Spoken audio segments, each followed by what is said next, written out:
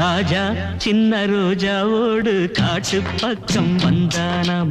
கூட ஒரு ரோஜா கூட்டம் கூட்டிக்கிட்டு போனானாம்.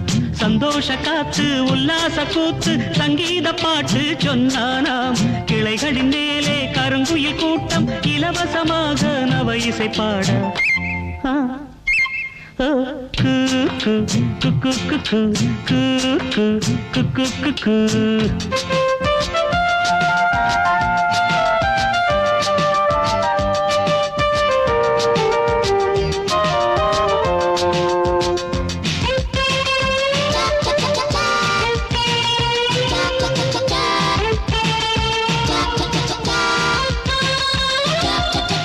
எத்தனை எத்தனை மரங்கள் அவை பூமிக்கு இயற்கையின் வரங்கள்.